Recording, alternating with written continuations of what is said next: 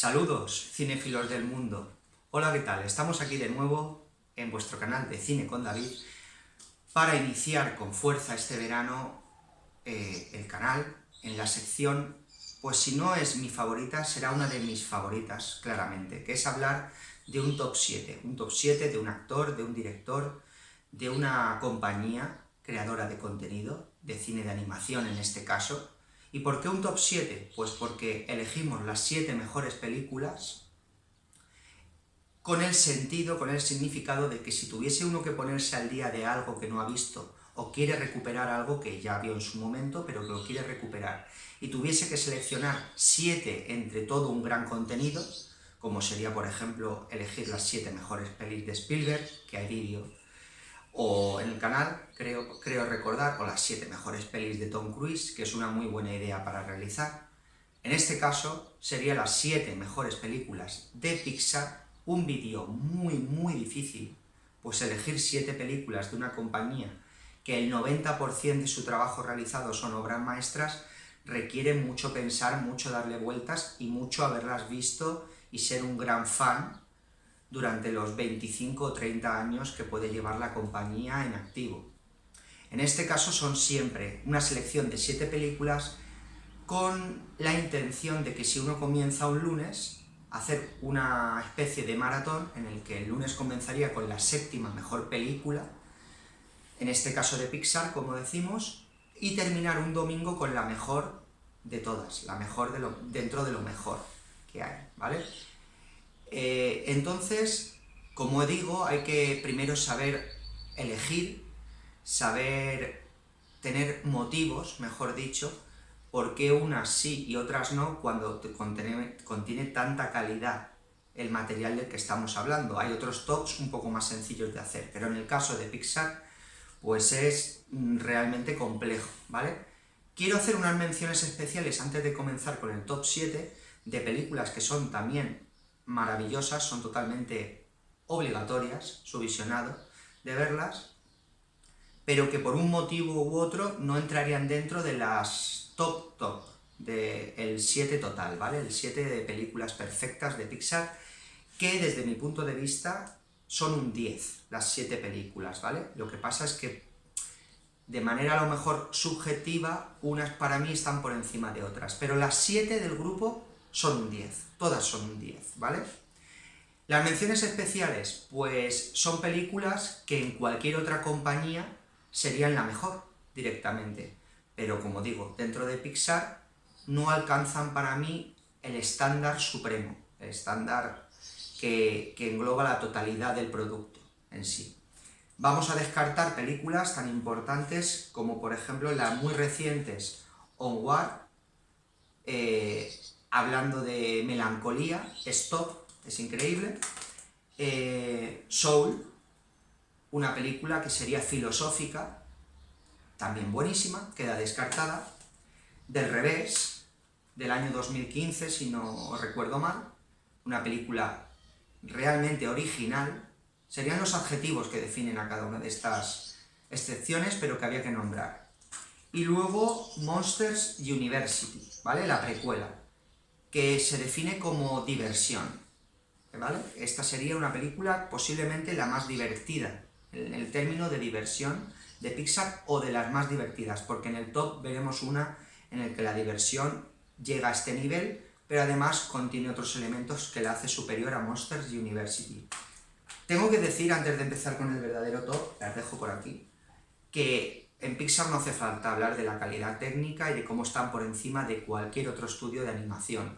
De animación se refiere, hablando de animación, a ordenador. Creadores de ese género en sí, en 1995, después de realizar sucesivos cortos como Teen Toy, en 1995, crearon el primer largometraje, como muchos sabéis, Toy Story, de animación en 3D, de animación a ordenador. Son los creadores del género, siempre van un paso, por no decir 3 pasos más allá en tecnología a cualquiera de esos estudios, y los únicos que realizan un intento similar, no es que se aproximen, pero son películas también muy disfrutables y de buena calidad técnica, podríamos decir que es el estudio Illumination, el estudio creador de los Minions o la saga Canta también, ¿vale? Comenzamos el top ya mismo, para no enrollarme. En el puesto número 7, de lo mejor, ¿vale? Vamos a ponerlas así, y las voy a ir dejando a este lado. En el puesto número 7 tendríamos Luca, una de las películas más recientes del estudio. Es una película que, como muchos sabréis, no se estrenó en cine, llegó directamente en los tiempos de pandemia a Disney Plus. Una pena no poderla haber visto visualmente en el cine. Como digo, no hace falta indicar en cada película, no voy a estar en las 7 comentando que la calidad técnica está por encima de todo, pero luego tenemos a nivel de guión, de originalidad, de emotividad, siempre en la atención por el detalle, las bandas sonoras, todo es un 10 en estas películas, como digo, 10 de 10, cada uno de sus apartados técnicos, sobre todo el técnico, nunca mejor dicho, que ya solo por eso se disfruta de ver en una pantalla de cine. Por eso digo que Luca fue una pena que solo se pudiese ver por primera vez en la vida, que el impacto es el mejor, el primero, tuvo que ser en un Disney Plus, que se puede ver en muy buena calidad en tu casa, en 4K, pero está claro que no es una sala de cine. Luca es una película que trata de una manera formidable la amistad, creo que sería el término fundamental, la iniciación en la vida, las compañías, cómo influyen, dentro de un marco tan precioso como un pueblo idílico italiano, y mucha gente la ha comparado, no sin parte de razón, con Call Me By Your Name. Es el Call Me By Your Name de Pixar. Ya sé que Call Me By Your Name llega a algo bastante superior a la amistad, pero la comparación es lógica. Es una joya llena de corazón, como lo es también Call Me By Your Name. El puesto número 6, ¿vale? Pero que no puedo decirlo. El 6, o marcaremos un 6, cuando Verónica edite el vídeo, sería Los Increíbles. Los Increíbles puede ser cualquiera de las dos películas, ¿vale? Las dos películas son perfectas. La gente nostálgica siempre te dirá, la primera, bueno, como yo digo en este tipo de cosas, de producciones que llevan 20, 30 años con nosotros. No es que la 2 sea peor que la 1, es que posiblemente hayas crecido, ¿vale? Cuando vistes la 1, Los Increíbles era la quinta película de Pixar, ahora se acercan a 30, una anualmente, a veces 2 al año, pero normalmente es una al año. Entonces, cuando viste esta quinta película de Pixar, no tenías la edad que cuando vistes, a lo mejor, posiblemente con tus hijos, Los Increíbles 2. O posiblemente con menos pelo o con la barba más blanca. Entonces, realmente la calidad, ¿cómo es? Un 10, ambas. Pero mucha gente te dirá, la primera es mejor. Desde mi punto de vista, no es así. Las dos son igual de buenas, las dos están dirigidas y realizadas por el mismo equipo técnico, y si yo tuviese que elegir, elegiría la 2. ¿Por qué? Pues muy sencillo. Porque Helen, Elastigirl, Helen Parr, es mi personaje favorito de Los Increíbles y es la protagonista de la 2. Mientras que el protagonista era el padre en la primera película, el gran papel se lo lleva en este caso Helen Parr, y me parece que es aún más 007 a nivel de los 70 y tiene secuencias de acción que pueden ser, en cuanto a acción, lo mejor realizado hasta el momento por Pixar. Recuerdo perfectamente el ataque de los otros superhéroes, por ejemplo, a la casa que le han prestado a la familia Park, o la secuencia del tren bala, que es impresionante, ¿vale? Así que esta sería la película número 6 después de Luca. Los Increíbles o Los Increíbles 2. Da igual cuál elijáis. Puesto número 5. Pues ahora vamos a un clásico total, una de las primeras pelis de Pixar, la cuarta película que realizó Pixar en el año 2001, tiene más de 20 años, y esta, al contrario que University, sí tiene que estar en el top 7 total. Monstruos S.A.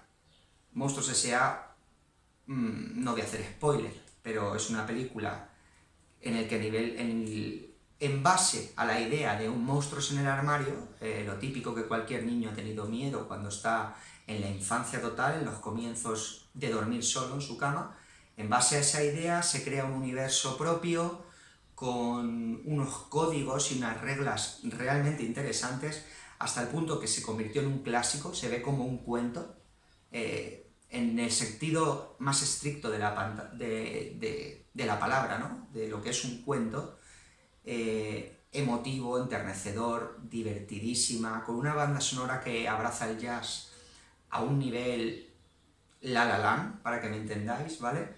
Y está hecha por uno de los grandes de Pixar que siguen trabajando allí, que es Pete Docter. Esta película engloba lo mejor de lo que es Pixar, ¿vale? Y como veis la tengo en DVD, esta no está ni en Blu-ray ni en 4K. ¿Por qué? Pues os lo muestro, porque esta edición de hace 20 años, que yo las cuido como si se hubiese estrenado ayer, ¿vale? Pero la tengo 20 años, por lo menos, más o menos, aproximadamente, pues era una chulada, ¿eh? Os la abro para que la veáis, ¿vale? Esto tenía una especie de cobertura y aquí ya se abría y se veía la fábrica de Monstruos S.A., donde trabajan Sullivan y Mike, los discos y luego el interior de la fábrica y todo eso, ¿vale? Entonces, Monstruos S.A. tiene que estar en un top 7 de Pixar, siempre, siempre. Para mí es la quinta mejor película de Pixar, como digo, dentro de las casi 30 que ya existen. Nos acercamos al top 3, a lo más de lo más. Pero antes de ello, en cuarta posición, tenemos que hablar de una película de este mismo año. Una de las películas que más me ha gustado este año, junto con Scream 5, por ejemplo, o X, hasta ahora. Quedan estrenos aún poderosos, pero una de las películas que más, que más me ha gustado es, sin duda alguna, Lightyear. No, Lightyear también la vi, pero no entraría en un top, está muy bien, pero no entraría en un top 7 Pixar. Turning Red, Red traducida en España. ¿Por qué para mí es todo un hallazgo esta película? ¿Y por qué ha entrado directamente la penúltima película de Pixar, una de las más modernas, dentro del top 7?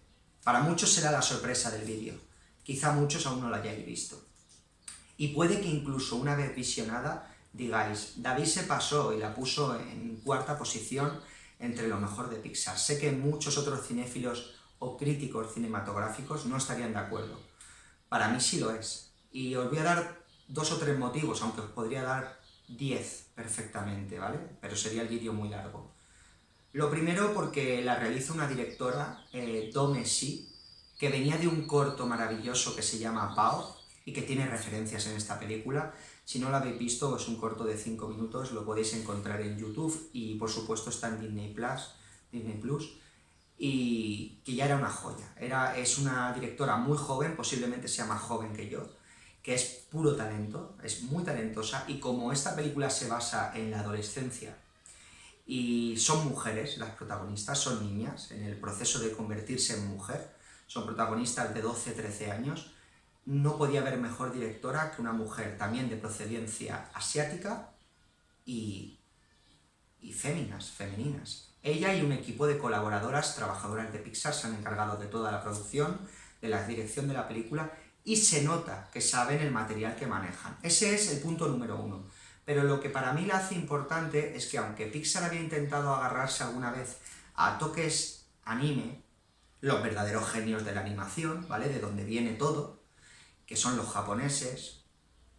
Por ejemplo, lo intentó brevemente con la bruja de la película Brave, Indomable, Brave de Pixar, la chica de los rizos, Mérida.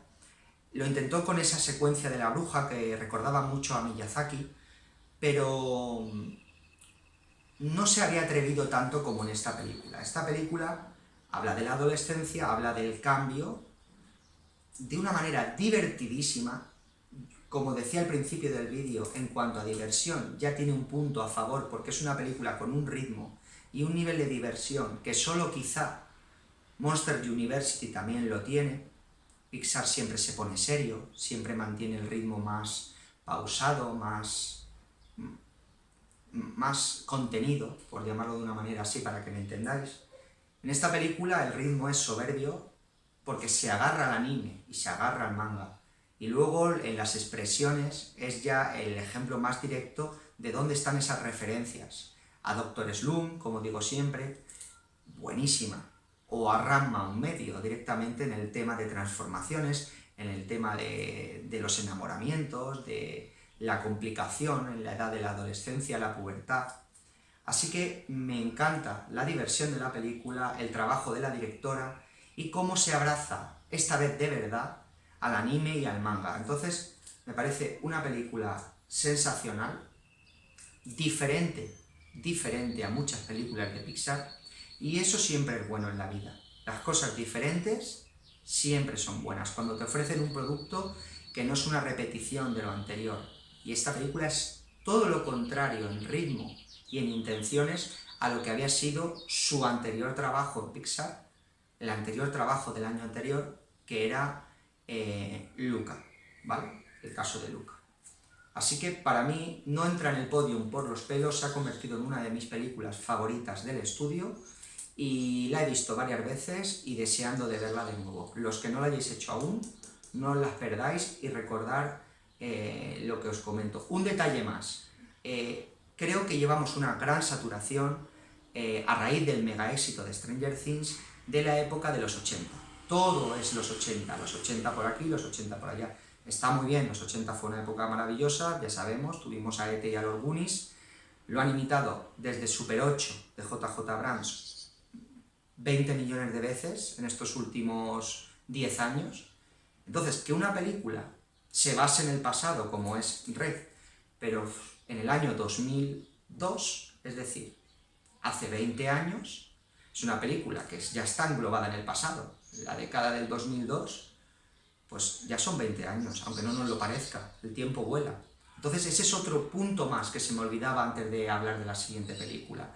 Que esté dentro del 2002, a muchos, a gente de la edad de mi hermana, por ejemplo, es una referencia que aún es mucho más autocomplacente, es algo que no se suele ver, en resumen. Así que es recomendadísima, un 10. Hay que verla. Y no quiero hablar de spoilers, pero la banda sonora es Boccata Cardinali, Qualité, Rincón del Grumet, Turning Red, Red en España. Podium, lo más de lo más. ¿Cuáles son las 3 mejores películas de Pixar? Pues en tercera posición tendríamos la absolutamente obra de arte, obra maestra, que es Coco, de Disney Pixar, ¿vale? Coco es de Lee Unrich, el director de también mi película favorita, en la que llegaremos ahora al número 1 de Pixar, es decir, que ha trabajado 2 veces con el estudio, y para mí se quedan en tercera y primera posición sus trabajos. Coco la ha visto medio planeta, por no decir más, entonces no voy a hacer spoiler, pero si comento alguna cosa que pueda no haber sido visto, correr a verla, quitar el vídeo ya e iros a ver Coco, porque Coco es esencial, ¿vale? Esencial para cualquier tipo de edad, desde los 5 años hasta los 100 de edad. Coco es una obra que rinde homenaje al verdadero culto que se hace en México el Día de los Muertos, es la película más vista de la historia en ese país, la más vista de la historia, no solo de animación, sino en general. Superó a Avatar, y Coco es, pues, de esas películas que no hay que contarlas, es sencillamente verlas, preparar una caja de pañuelos, pues los niveles de emotividad que toca y la fibra llegan a rozar momentos muy duros, pero como digo, emotividad y lágrimas con corazón, no que te dejen hundido y punto, sino con corazón. Esta película es para recordar, nunca mejor dicho, los que la hayáis visto sabréis por qué digo que hay que recordar, y poco más voy a decir de ella. Es para mí la tercera mejor película de un estudio que solo crea, salvo ya sabéis, la saga Cars, que está destinada a un público más infantil. Todo lo demás que crea pues son en su mayoría obras maestras, ¿vale? El puesto número 2, ya nos acercamos al top, ¿vale? Sería una que ya tiene sus años, si no recuerdo mal es de 2008 aproximadamente, una película que abraza el género que más me gusta a mí fuera de la animación, que es la ciencia ficción, y no es otra ni más ni menos que WALL-E. Esta película fue un atrevimiento de principio a fin. Motivos. Lo primero, la tonalidad, los colores. Es una película bastante oscura para ser una película de animación. Después se iba a la ciencia ficción. Pocas veces se había ido el cine de animación hacia la ciencia ficción. Además, de manera seria, de manera profunda, con un argumento y un guión que en una película de realidad, ¿vale? De personajes reales, llegaría a ser considerada como una de las mejores películas de ciencia ficción, sin duda alguna, ¿vale? Si tuviese actores reales.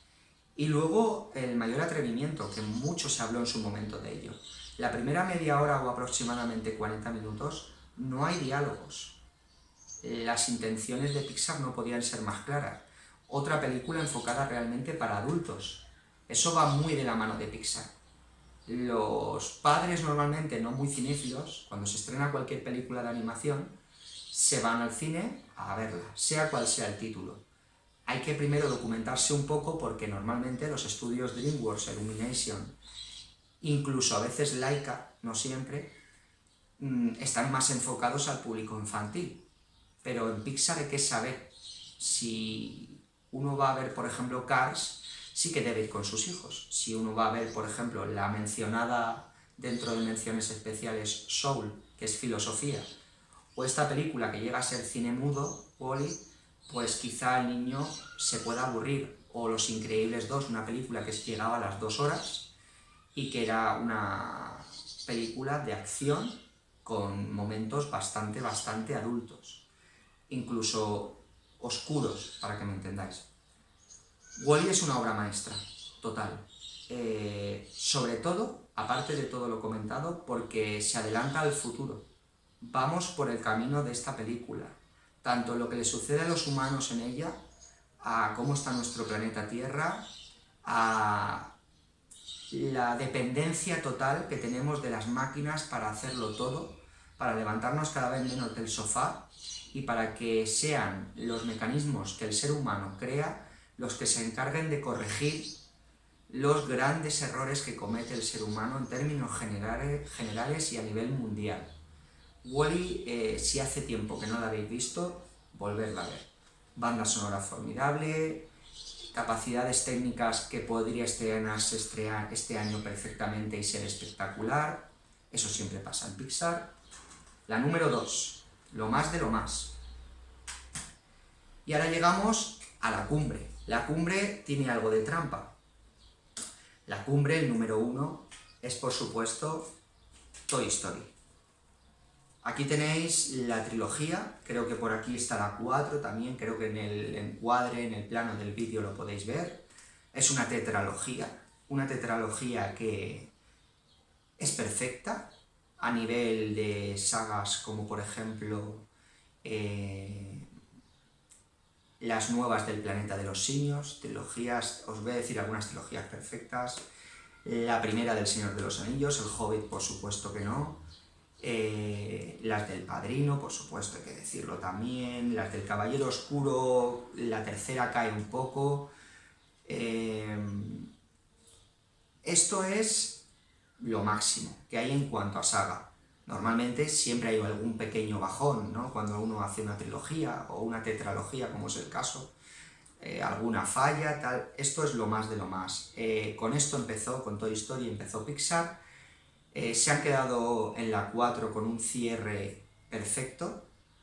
Yo querría que hiciesen una quinta parte, no más, pero mi cabeza imagina una quinta parte y es un poco tramposo, ¿no? Porque poner una saga completa en el puesto número 1, sé que el ranking puede quedarse un poco roto. Entonces, si tengo que decir la realidad es que esta es la mejor película de Pixar, ¿vale?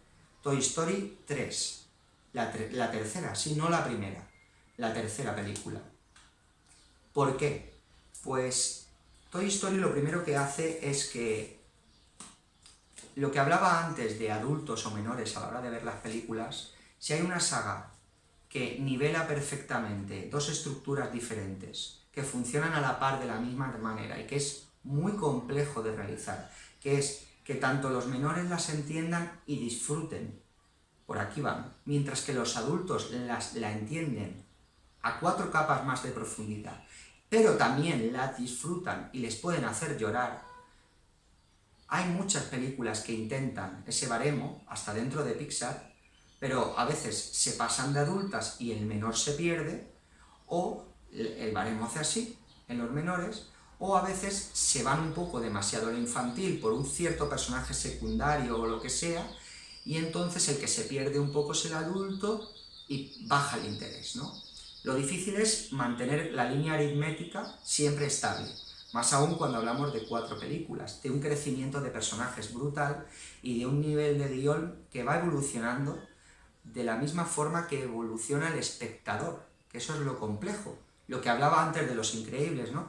Que a lo mejor la 2 es tan buena como la 1, pero como tú has crecido no la ves de la misma manera. Vale, pues Toy Story consigue ese baremo y por eso es una saga que donde entréis, desde IMDb a cualquier página o foro de cinéfilo cualquiera, veréis que tiene notas sobresalientes siempre. Imagino que todo el mundo ha visto la saga, pero es que es obligatoria, si no la habéis visto, verla. Si la habéis visto, revisarla por orden y disfrutarlas en una buena pantalla cuando tengáis tiempo para sentar bien la base y fijaros en todos los detalles. Si tenéis nenes, cuando estén durmiendo, con ellos también, como comento, pero cuando estén durmiendo es el momento de verdad de disfrutar de una saga que está al nivel de las que estoy comentando, de las mejores sagas del cine, no de animación, sino de la historia.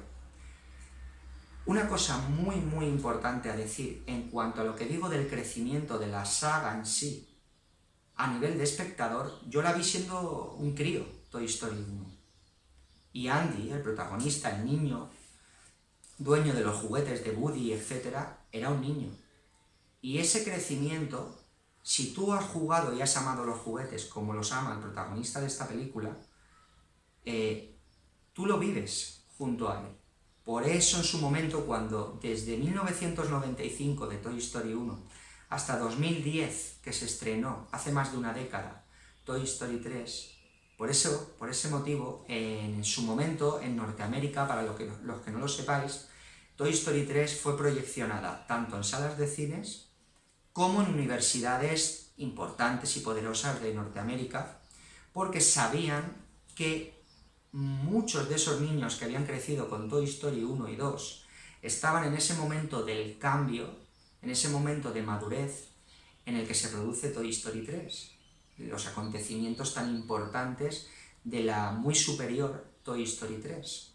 Las demás pelis son un 9 de Toy Story, un 9,5, un 9,5, un 9,75, todas. Toy Story 3 es un 10, ¿vale? Para que me entendáis la puntuación. Entonces se proyeccionó en universidades y a la gente le marcó, hace unos 12 años, le marcó. Las lágrimas fueron increíbles, porque todo el mundo era Andy. Todo el mundo que había sentido lo que había sentido por sus juguetes, y no solo habla de eso, ¿no? Sino el cambio a perderlos, los cambios de la vida, los momentos en el que la evolución de la vida te obliga, ¿no? En parte, a tirar hacia adelante. Esta película fue un antes y un después. Y luego, hablando de los personajes que se incorporaron y de villanos como Lotso, que es uno de los mejores villanos que ha habido en los últimos años en el cine, o sea, a los niveles más altos que existen, porque tiene sus motivos y son motivos reales y entiendes al personaje, pero su nivel de maldad es profundo, es tremendo, ¿no? Entonces, por eso digo que es la número 1, Toy Story 3. Es la saga Toy Story, pero la número 1 es Toy Story 3. Cuando llegamos a la 4, como digo, en este camino que lleva la saga junto a las personas, tenemos una historia de padres que ya tienen un hijo, una hija. En este caso se llama Bonnie, la protagonista. Todos sabréis por qué, ¿no? Se pasa de Andy a Bonnie. Y todos sabréis lo que sucede en otra vuelta de tuerca, que vemos que no todo estaba contado en Toy Story 3. Muchos creíamos que todo estaba contado en Toy Story 3, pero es que le añaden un nuevo punto a Woody que le falta para tener un guión muy sólido en lo que es el crecimiento del héroe, del personaje Woody. Es elemental. Mucha gente decía, no hacía falta la 4, no, Si hacía falta, y te lo dice alguien que su película favorita de la historia del cine es Toy Story 3, de la historia en general. Y cuando la vi, con miedo, os sigo diciendo que Toy Story 3 es mi película favorita de todo Pixar y de los tiempos, pero Toy Story 4 hacía falta porque faltaban ciertos elementos fundamentales por desarrollar, definir y cambiar en el personaje de Woody. Entonces, en la 4, como digo, tenemos a esos padres y una niña, Bonnie, en los que Pixar refleja y sabe que muchas de las personas que comenzaron con Toy Story 1 a día de hoy tienen niños. Entonces siguen reflejándose y siguen viendo esa realidad dentro de un cine de animación tan interesante que refleja, nunca mejor dicho y repitiéndome, el mundo, el universo de la saga Toy Story. Hasta aquí mi top 7 de Pixar, mi estudio favorito de animación, y muy pronto, durante julio, os aseguro, y en agosto, que tengo que hablar de 2 estrenos muy importantes en vídeos de opinión vídeos un poco más cortitos, de pelis que se estrenan este mismo verano y que os diré si me han gustado o no, por si os apetece echar una visitica al cine o dos, en estos tiempos calurosos, una Coca-Cola y meterse en la sala a ver en un pantalla, en una buena película, siempre puede ser un planazo. Nos vemos pronto y feliz semana a todos. Chao.